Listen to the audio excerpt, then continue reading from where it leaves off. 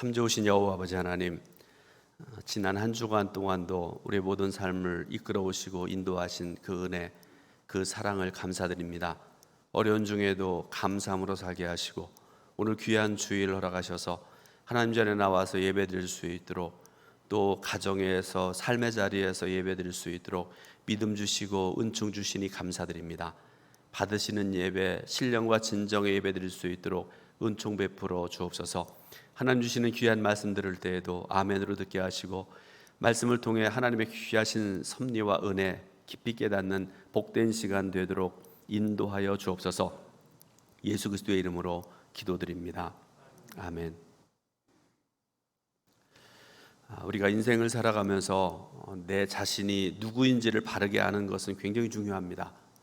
왜냐하면 자신의 정체성을 바로 알 때 삶의 방식도 거기에 맞게 살아가게 되는 것입니다.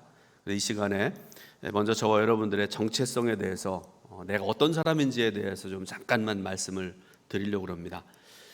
성경에 말씀하는 바에 의하면 우리는 본래 죄인으로 태어났다고 말씀을 하고 계시고요, 소망이 없는 삶을 살아가던 자들이었다, 성경이 말씀하십니다. 그래서 거룩하신 하나님 앞에 나갈 수도 없었고요, 하나님과 교제할 수도 없는 그런 존재였습니다. 그래서 그런 인간이 하나님께 나갈 수 있는 방법을 찾았는데, 하나님 말씀에 의해서 구약시대 백성들은요, 하나님께 예배드렸는데, 구약시대 용어로 하면 제사죠. 그 예배드렸던 장소를 가리켜 우리가 성소라 그렇게 얘기를 합니다. 다른 말로 하면 성막이라고 하기도 하고요, 장막이라고도 하고 그렇습니다. 근데 여러분, 장막이라는 말은 이단에서 쓰는 말이어서 여러분 사용 안 하시면 좋겠고요. 출애굽한 이스라엘 백성들이 가나안을 향해서 나가던 중에 하나님께서 명령을 하셨습니다. 성막을 지으라, 성소를 지으라 이렇게 말씀하셨고요, 그 명령에 따라서 백성들이 광야에서 성막을 만들었습니다. 이 성막은 출애굽 40년 동안 백성들과 함께 했었는데요, 백성들이 머물 때에는 하나님께서도 그곳에 함께 계셨고요, 백성들이 길을 갈 때에는 앞서 이끌어 가셨던 곳이 바로 하나님의 성소고 하나님의 성막이 그렇습니다. 이 성막의 구조를 여러분들에게 잠깐만 말씀을 드리면, 한번 사진을 보여주시기 바라고요, 사진을 보면서 말씀을 좀 들어보시기 바랍니다.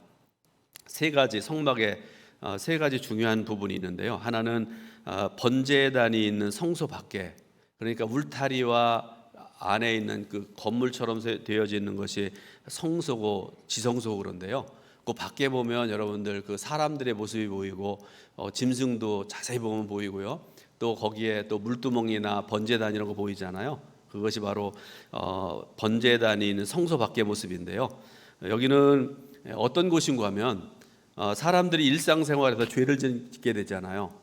마음으로도 죄를 짓고 행함으로도 죄를 짓고 그렇게 살아갈 수밖에 없는 게 우리 인간들인데, 죄를 지었을 때 하나님께서 정하신 규례에 따라서 제사를 드리라 이렇게 말씀하셨잖아요. 5가지 제사들이 그곳에 드려졌는데, 번제를 비롯한 5가지 제사를 드려서 하나님께로부터 용서함 받는 곳이 바로 이 성소 밖 번제단이 있는 곳입니다. 그리고 여기는요, 여자들은 들어갈 수 없고요, 유대인 남자들만 들어갈 수 있는 곳, 이곳이 바로 번제단이 있는 성소 밖의 모습입니다. 두 번째로 성소라는 곳이 있습니다. 성소의 사진 여러분들 지금 보시는데요, 이건 외워놓으시면 좋을 것 같아요. 꼭 아시면 좋습니다. 새 보물이 이 성소 안에 들어있는데요, 이 성소라는 곳은 유대인 남자도 들어갈 수 없고요, 오직 제사장들만 들어갈 수 있는 곳입니다. 그래서 아침에 저녁에 때마다 일마다 제사장들이 들어가서 거기에서 제사의 역할을 감당했던 그런 곳인데요, 여기에는 세 보물이 들어있다 이렇게 말씀드렸잖아요. 그 중에 첫 번째가 뭔가 하면 떡상. 이스라엘이 12지파죠. 12지파의 지파를 상징하는 6개 떡상이 하나님께 드려진 곳이 바로 이 떡상이 있고요. 보이세요? 자세히 보시면은 제일 아래쪽에 있는 게 떡상입니다. 그리고 그 반대편, 제사장이 있는 그 반대쪽을 보게 되면 7 촛대가 놓여져 있습니다. 얼마 전까지 우리 교회도 예전에 있었잖아요. 많은 교회들이 지금도 이렇게 7 촛대가 있어져 있는 그런 교회들이 많은데요, 그 다음에 세 번째 보물이 뭔가 하면 분향단입니다. 여기 보면 여러분 사진을 보면 기름이 위로 올라가는 거, 구름이 올라가는 것 같은 하나님께 향을 피워서 영광을 돌리는 그런 곳인데요. 이렇게 새 보물이 있는 곳이 성소, 이거는 이스라엘의 제사장들만 들어갈 수 있는 그런 곳입니다. 그 다음에 더 중요한 곳이 있죠. 지성소라는 곳이 있는데요. 이곳은 성소와 휘장으로 구별되어져 있는 그런 곳입니다. 예를 들어서 여러분 보세요. 예를 들어 우리 교회가 여기가 성소라고 생각을 한다 그러면 그 중간에 한 부분을 휘장으로 가로막아 놓습니다. 그래서 아까 말씀드렸던 성소는 이쪽에는 제사장들이 들어갈 수 있는 곳이고 새 보물이 있는 곳이고, 그런데 이 휘장으로 구별해 놓은 곳을 지성소라 이렇게 얘기를 하는데요. 이 지성소는 1년에 단 한 번밖에 들어갈 수 없어요. 누가 들어가는가 하면 일반 제사장들은 들어갈 수 없고요. 대제사장들이 대속죄일에, 이 대속죄일이라는 곳은 언제인가 하면 종교력으로 7월 10일에 백성들이 1년 동안 지었던 모든 죄들을 용서함 받기 위해서 대제사장이 들어가는 곳입니다. 다시 말씀드리지만 지성소는 제사장이나 대제사장이라 할지라도 못 들어갑니다. 오직 대제사장이 한 번만 들어갈 수 있는 그런 곳인데, 그리고 이 지성소에는 보배 중에 보배죠. 하나님의 임재하심의 상징인 법궤, 다른 말로 하면 언약궤가 모셔져 있는 곳입니다. 여러분 보면 제사장이 있는 그 앞쪽에 있는 그거 있잖아요. 그걸 가리켜 우리가 언약궤라, 법궤라 이렇게 말씀을 하고 계시는데요. 자, 그런데 여러분, 제가 성소에 대해서 또 제사에 대해서 아주 자세히 말씀 못 드렸지만 말씀을 드렸는데요. 그런데 최고의 대제사장 되신 예수 그리스도께서 십자가에서 피를 흘리시고 단 한 번에 온전하고 영원한 제사를 드림으로 저와 여러분들의 모든 죄는 사함을 받았다. 성경에 그렇게 말씀을 하고 계시죠. 히브리서 10장 11절 12절에 제가 말씀 읽어드리겠습니다. 제사장마다 매일 서서 섬기며 자주 같은 제사를 드리되 이 제사는 언제나 죄를 없게 하지 못하거니와 오직 그리스도는 죄를 위하여 한 영원한 제사를 드리시고 하나님 우편에 앉으사, 이렇게 말씀을 하세요. 그리고 그 결과로 우리에게 어떤 은혜를 주셨는가 하면 본문 19절에 있는 그런 말씀인데요. 19절 말씀 제가 읽어드립니다. 그러므로 형제들아, 우리가 예수의 피를 힘입어 성소에 들어갈 담력을 얻었나니, 이렇게 말씀을 하세요. 구약의 대제사장들은요, 다시 말씀드리는데 1년에 단 한 번 정해진 대속죄일에 제물의 피를 가지고서야 겨우 들어가는 것이 허락이 되었습니다. 그리고 여러분들 가끔 들어보셨겠지만 너무나 거룩한 곳이기 때문에 1년에 한 번밖에 들어갈 수 없는 것이기 때문에 레위기에 보면 그 규례들이 자세히 나와 있지 않습니까? 근데 전해전해 내려오는 얘기에 의하면 성경에는 없는 얘기인데 대제사장들이 그렇게 구별된 모습으로 준비하고 들어가도 죄가 있어서, 용서함 받지 못한 죄가 있어서 거기에서 나오지 못하고 죽은 제사장들이 굉장히 많았다. 그런 얘기들을 여러분 들어보셨을 거예요. 그래서 구약의 대제사장들은 그렇게 최선을 다해서 준비하고 구별된 모습으로 들어갈 수밖에 없었지만, 그러나 예수 그리스도를 나의 구주로 믿는 성도들, 곧 저와 여러분들은요, 언제든지 살아계신 하나님의 보좌 앞에 나갈 수 있는 길이 열리게 되었다. 이렇게 말씀을 하고 계세요. 예수께서 십자가에서 흘리신 피로 성소와 지성소를 가로막은 휘장이 찢어졌기 때문에 이제 예수님을 나의 구주로, 나의 하나님으로 믿기만 하면 그 어떤 사람이든지 간에, 그가 목사든지 교회 처음 나온 사람이든지 나이가 젊든지 또 많든지 지성소 안에 들어갈 수 있는 담력을 얻게 되었다. 이렇게 말씀을 하고 계시죠. 우리가 여러분 19절 말씀 중에 담력이라는 말을 좀 우리가 생각을 해봐야 되는데요. 이 담력이라는 말은요, 본래 무슨 뜻인가 하면 언론의 자유, 말하고 살아가는, 행동하는 것을 자유롭게 한다, 그런 뜻을 가지고 있는 그런 말인데요. 그런데 본문의 말씀을 보게 되면 그 의미가 좀 더 발전해서 행동으로 밀고 나아가는 용기. 자, 여러분 가만히 한번 생각을 해보세요. 행동으로 밀고 나아가는 용기, 또 전권, 지성소 그 거룩한 곳에 대제사장도 감히 들어가지 못하는 그곳인데 예수 그리스도의 십자가의 보혈의 공로로 행동으로 밀고 나가는 용기를 얻게 되었다. 전권을 얻게 되었다라는 그런 말씀이죠. 여러분들에게 옛날 얘기를 하나 소개를 해드릴 때, 옛날은 아닙니다. 꽤 오래전 일인데 1980년대, 90년대에 그 수련회를 가면요, 특히 중고등부 학생들이 수련회를 갔을 때 지금 생각해 보면 왜 그때 그게 그렇게 유행했는가를 생각할 수밖에 없는데요. 수련회를 가면 담력 훈련이라는 걸 했잖아요. 지금은 잘 안 한 것 같아요. 담력 훈련 기억나세요? 해보신 분 있으십니까? 1년에 한 번 정도 여름 같은 때 이렇게 집을 떠나서 낯선 곳에 가서 학예 수련회를 하는 경우에 그 자체만으로도 좋고 즐거웠던 그런 기억이 있는데요. 나중에는 또 철로 협정 그래가지고 거창하게 이름 붙이기도 하고 그랬는데요. 어쨌든 담력 훈련이라는 게 있었습니다. 제가 처음 담력 훈련을 애들을 데리고 갔던 때가 언젠가 하면 1986년 여름으로 기억이 납니다. 85년에 선배 목사님, 전도사님이었죠. 도와달라고 요청을 해가지고 제가 중등부 교사를 했다가 86년도 여름에 중고등부 학생들, 물론 전도사님이 이끌어왔지만 저는 그 중에 교사로 이렇게 왔었는데, 그때 처음으로 수련회를 데리고 왔던 때가 어딘가 하면 백의리 초등학교 교정 아세요? 백의리 모르세요? 그때 저를 보신 분 있습니까? 기억이 나는 게 운동장이 있고 그 옆에 보면 조그만 개천이 흘러가고 있었고, 건너가면은 언덕배기 비슷한데 아마 거기가 공동묘지가 아니었나, 하여튼 묘지들이 좀 있었던 걸로 기억이 나고, 그래서 그곳에다가 이제 그 담력 훈련 장소를 만들어 놓고 고등부를 담당했던 김모 선생님이란 분이, 그분이 저보다 좀 험상궂어요, 그분이.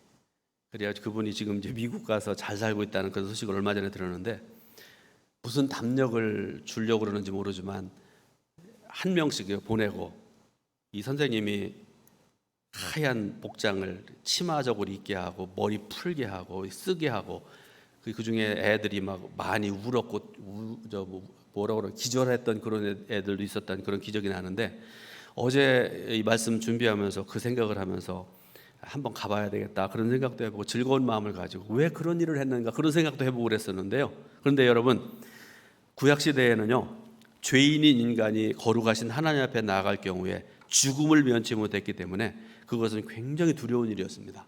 마치 중고등부 학생들이 공동묘지에 밤에 가는 것보다 더 두려운 일이었죠. 그러나 신약시대를 여러분 한번 생각을 해보시기 바랍니다. 예수 그리스도께서 죄인들의 중보자가 되심으로 그분을 믿고 의지하는 자마다 두려움 없이 하나님께 나아갈 수 있게 되었다. 성경이 그렇게 말씀하고 계시죠. 그리고 이것이 오늘날 성도들이 그리스도 안에서 누리게 된 특권이고 자유고 그렇습니다. 그리고 또 한 가지, 이 말씀은 우리가 천국 시민이 되었다는 것을 말씀하는 것인데, 예수 그리스도를 믿는 성도들은 하늘에 있는 것의 모형인 성소와 지성소를 넘어서 하나님 앞에 나아갈 수 있고요. 그래서 여러분들 지금 다 우리가 주님의 성전에 나왔잖아요. 목사인 저도 나왔지만 오늘 교회 나온 지 얼마 되지 않은 그런 성도도 나왔잖아요. 나와서 예배드리잖아요. 구별됨이 없지 않습니까? 또 하나, 하늘의 참성소에 들어갈 수 있는 특별한 존재가 되었다는 것을 의미하고요. 지성소에 들어가는 것이 무모한 도전이 아니라 하나님께로부터 받은 자유자, 권리인 동시에 성도의 특권이자 자랑이 된 줄로 믿으시길 바랍니다. 그렇게 구원받은 성도들이 모인 곳이 교회입니다. 우리 동천 감리교회고 이 성소고 그렇습니다. 교회는 보이지 않는 예수님의 몸을 보여주기 위해서 이 세상에 존재하는 것입니다. 그러니까 여러분, 우리 한 사람 한 사람이 중요해요. 우리 성도들의 모임이 중요합니다. 예수 믿는 우리가 구별되고 신실하고 절제된 그런 삶을 살아가는 게 굉장히 중요합니다. 예수 믿는다고 그러면서 지나가면서 이거 피고 다니고 술 취해가지고 비틀거리고 교회에서 다투고 싸우고 이런 짓 하면은요, 사람들은 교회가 그런 줄 알아요. 예수님이 그런 줄 알아요.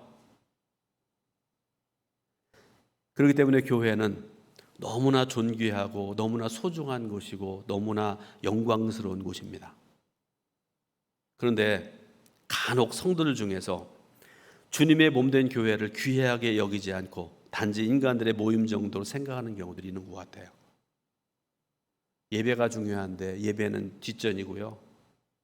예배 마치고 난 다음에 지금은 그런 일 하고 싶어도 못하지만 밥 먹는 거 생각하고 모여서 막 그렇게 막 얘기하고 떠들고 그러는 거를 더 소중히 여기는 사람들이 가끔씩 있다, 그런 말씀이죠. 또 예수님의 지체가 되었지만 세상에서 구별되게 살아가지 못함으로 인해서 주님의 몸을 더럽히고 주님을 아프게 하는 그런 교회, 그런 성도들도 있다, 그런 말씀입니다. 우리는 이런 모습을 볼 때마다 그들의 죄를 내 죄로 알아서 가슴을 칠 줄 아는 성도가 되어야 되고요, 회개하는 저와 여러분들이 되어야 됩니다. 하나님께서 우리 민족의 순환 속에서도 한국 교회에 놀라운 은혜를 베풀어 주셔서 세계 역사상 전례가 없는 큰 부흥을 이루셨습니다. 얼마나 감사한 일인지 몰라요. 은혜 중에 은혜입니다. 그런데 언제부터인가 세상의 빛과 소금의 역할을 한국 교회가 잊어버린 것 같아요. 언제부턴가 교회는 세상을 본받기 시작을 했고요, 칭송받던 교회가 아니라 비판과 비난의 대상이 되어서 버렸습니다. 본문은 이럴 때 과연 성도들이 어떻게 살아가야 될 것인가에 대해서 말씀을 하고 계세요. 세 가지를 여러분들에게 좀 말씀드리는데요. 첫 번째로 교회 공동체의 세 가지 보배로운 일, 곧 믿음과 소망과 사랑으로 살아가야 된다, 이렇게 말씀을 하세요.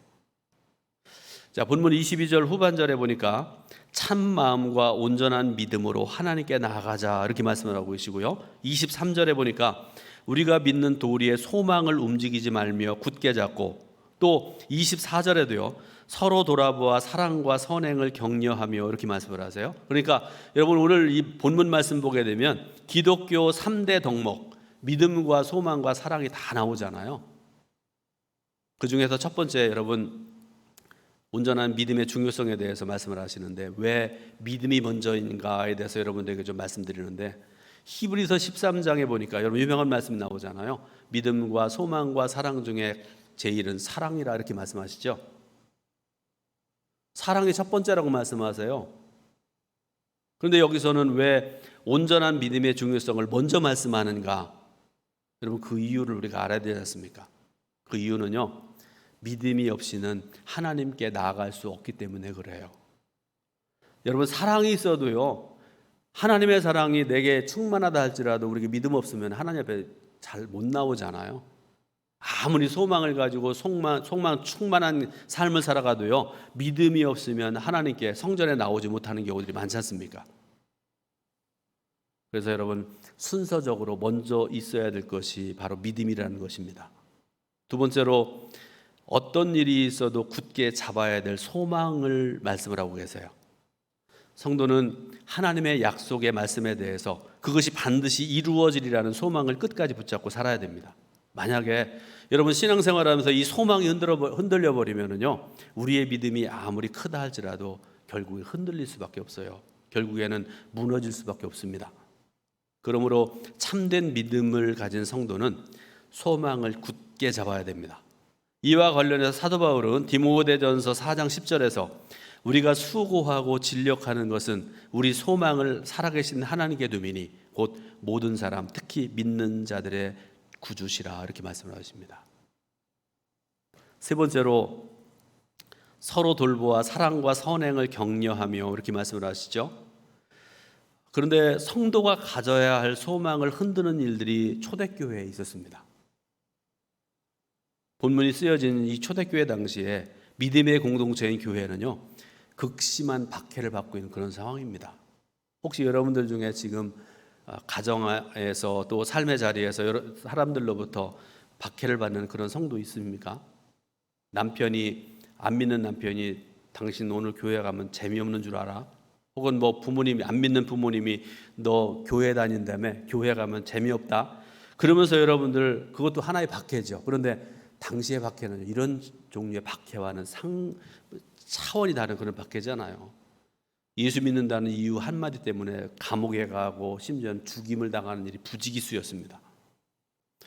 그래서 환난과 핍박을 받은 그리스도인들은 뿔뿔이 흩어질 수밖에 없는 그런 위기를 우리가 사도행전을 통해서 우리가 보게 되지 않습니까? 그런데 여러분, 이럴 때에 박해 때문에 고통당하고 어려움 당할 수밖에 없는 이런 때에 가장 우리에게 필요한 것이 뭐라고 말씀하는 거면 서로를 돌보는 사랑이 필요하다 이렇게 말씀을 하세요. 서로 격려하고 서로 돌봐주고 선행으로 서로 격려하면서 그 모든 어려움들을 이겨낼 수 있는 교회가 되고 성도가 되어야 된다, 그런 말씀이죠. 히브리서는 그리스도인에 대한 극심한 박해가 진행 중인 상황에서 주어진 그런 말씀입니다. 박해가 있으니까요, 성도들 중에 많은 성도들이 성도의 모임을 꺼리고 피하는 현상이 일어나게 되었습니다. 목숨을 지키기 위해서 예배를 포기하는 일들이 벌어지게 되었다, 그런 말씀이죠. 그래서 본문 25절에 뭐라고 말씀하세요? 모이기를 폐하는 어떤 사람들의 습관과 같이 하지 말고, 이렇게 말씀을 하세요. 조금만 어려움이 닥쳐오면, 조금만 힘들면 교회 안 간다. 뭐 교회 가서 예배 드리는 것만 예배냐, 뭐 별의별 얘기들을 다 하잖아요. 자기만 그러면 또 어쩔지 모르겠는데 이웃 사람한테도 자꾸 그런 걸 권면하고 그러잖아요. 우리 집에서 그냥 예배 드리지 뭐 어쩌지 그러면서 그런 얘기들을 하고 그러지 않습니까? 그런데 오늘 말씀은 우리에게 뭘 말씀하시는가 하면 예배와 교제를 위한 모임을 폐지하지 말고 더욱더 모이기를 힘쓰라, 이렇게 말씀하고 계세요. 어렵고 힘든 현실이지만 교회 공동체로 함께 모일 때에 믿음과 소망과 사랑의 은혜를 함께 누릴 수 있을 것이다, 이렇게 말씀하고 계십니다. 그러므로 오늘 저와 여러분들도 이 어려운 상황 속에서, 여러분 교회 나오는 게 요즘 어렵잖아요. 힘들잖아요. 그렇지만 그런 상황이지만 모이기를 더욱더 힘쓰는 저와 여러분 되시기 바라고요. 믿음과 소망과 사랑 안에서 하나님께 영광 돌리는 복된 삶을 살아가시기를 주님의 이름으로 부탁을 드립니다. 두 번째로 서로 돌아보고 격려해야 된다, 이렇게 말씀을 하세요. 우리는 지금 극심한 이기주의 속에 살아가고 있습니다. 만남과 관계가 지극히 계산적인 경우들이 많아요. 이 사람 만나면 나한테 혹시 해를 가할지 않을까, 나한테 유익이 있는가 계산하고 따지고 그러죠. 부부나 형제 간에도 손익을 계산하는 그런 세상이 되어버렸습니다. 형제들끼리 모이는 데에도, 심지어는 부부 간에도요, 따로 통장을 가지고 따로 살아가고 그런 경우들이 많다고 그러대요. 안 그랬으면 좋겠어요.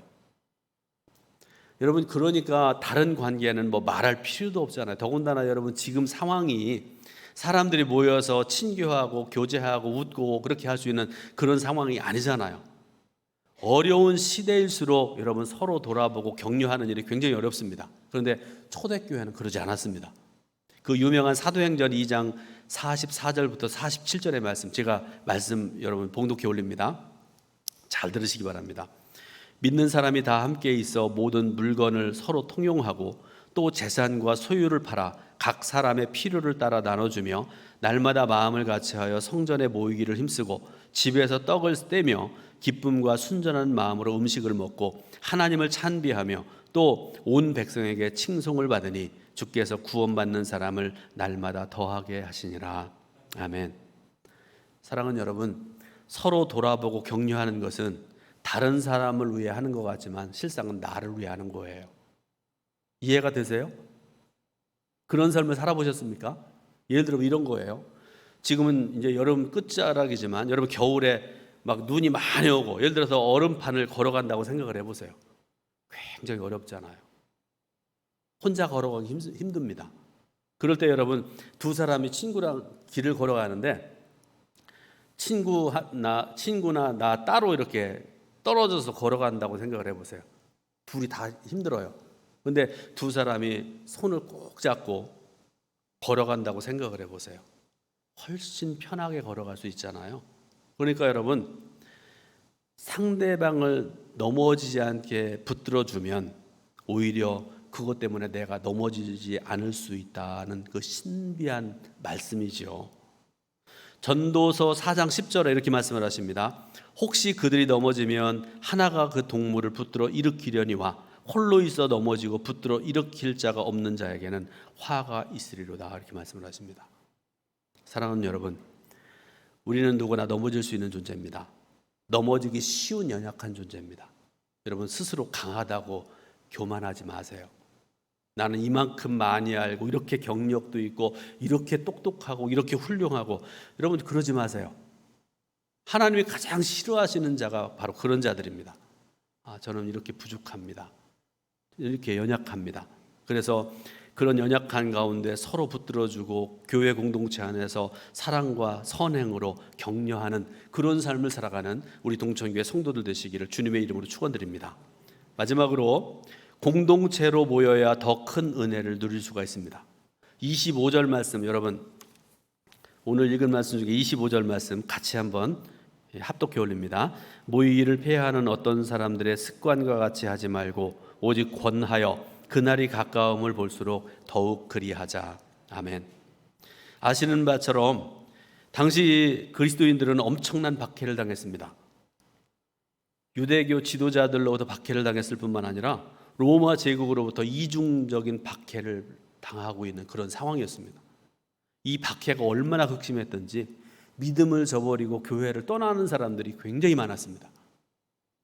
그런 상황 가운데 신앙생활하는 성도들을 향해 주시는 말씀이 모이기를 폐하고 예배를 포기해서는 안 된다, 이렇게 말씀을 하고 계시죠.